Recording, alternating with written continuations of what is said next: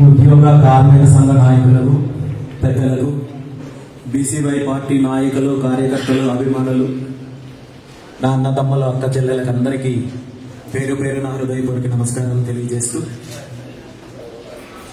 ఒకరోజు పర్యటన నిమిత్తము విశాఖపట్నం ప్రాంతంలో, జిల్లాలో వివిధ కార్యక్రమాలలో పాల్గొనడానికి ఇక్కడికి వచ్చేసినప్పటికీ కూడా ఇక్కడ ఉన్న ప్రధాన సమస్యలపైన స్పందించాలని, దీనికి సంబంధించి చర్చించాలని చెప్పి ఆలోచించి, అందులో ప్రధానంగా విశాఖ స్టీల్ ప్లాంట్ ప్రైవేటీకరణ అంశానికి సంబంధించి పెద్దలతో చర్చించాలని చెప్పి వారిని ఆహ్వానించడం జరిగింది. మన పార్టీ ఆహ్వానాన్ని మన్నించి స్టీల్ ప్లాంట్ కార్మిక ఉద్యోగ సంఘ నాయకులు, నేతలందరూ కూడా విచ్చేసి వారి యొక్క సమస్యను తెలియజేయడంతో పాటు రాబోయే రోజుల్లో ఎలాంటి కార్యాచరణ చేపడుతున్నారనే దాని మీద చర్చించడం జరిగింది.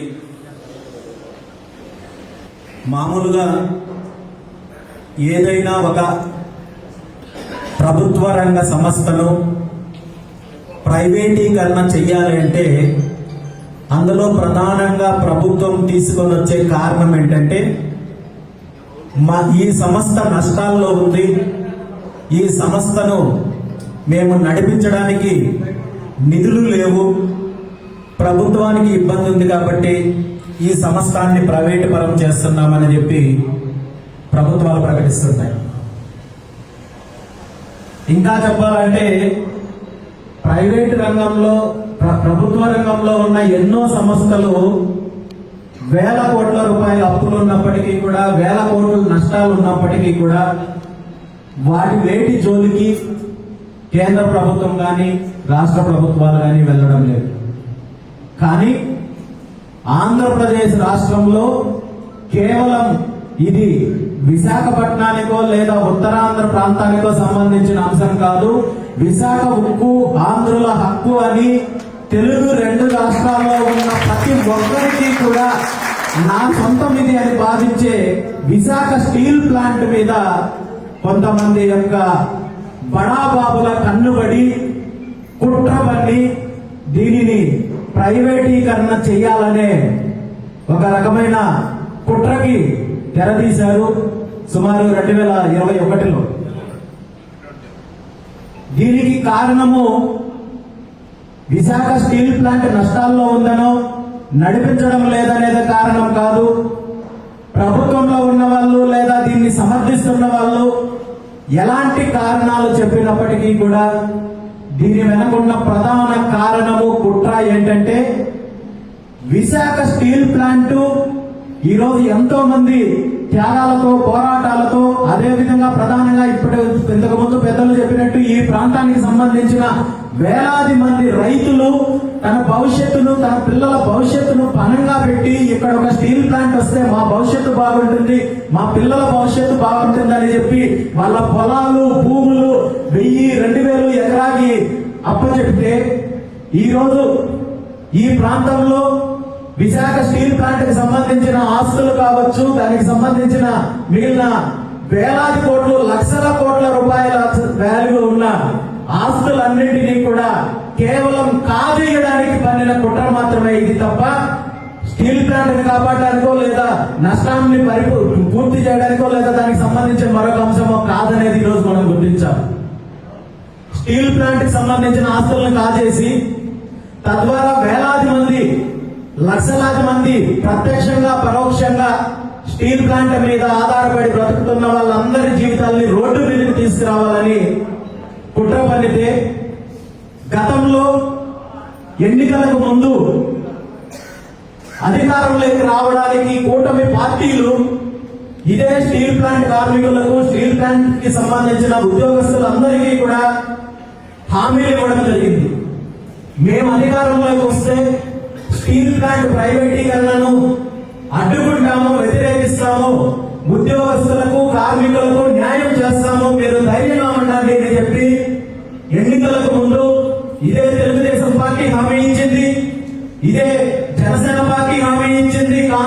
బీజేపీ పార్టీ హామీ ఇచ్చింది.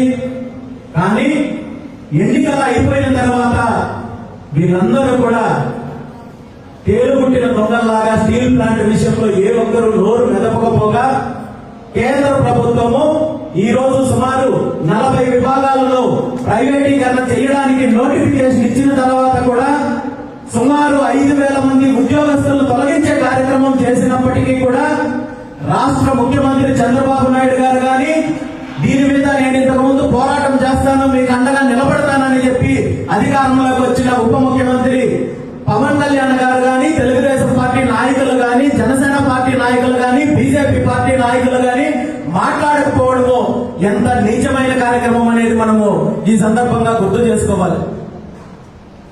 అధికారంలోకి రావడం కోసము ఎలాంటి హామీలైనా ఇచ్చి, తప్పుడు హామీలు ఇచ్చి, వంచి మోసం చేయడంలో ఈ రాష్ట్రంలో కాదు, ఈ దేశంలో కాదు, ప్రపంచంలో ఎవరైనా అలాంటి నాయకుడు ఉన్నాడంటే అది కేవలం చంద్రబాబు నాయుడు గారు మాత్రమే. ఇది కేవలము స్టీల్ ప్లాంట్ ఎంప్లాయీలని, స్టీల్ ప్లాంట్ కార్మికులను మాత్రమే కాదు చంద్రబాబు నాయుడు గారు మోసం చేసింది. రాష్ట్రంలో ఉన్న అన్ని వర్గాల ప్రజలకు అనేక రకాలుగా హామీ ఇచ్చారు. నేను సంపద సృష్టిస్తానని చెప్పారు, బీసీలను ఉద్ధరిస్తానని చెప్పారు, రైతులను ఉద్ధరిస్తానని చెప్పారు, మహిళలకు న్యాయం చేస్తానని చెప్పారు, కార్మికులకు న్యాయం చేస్తానని చెప్పారు.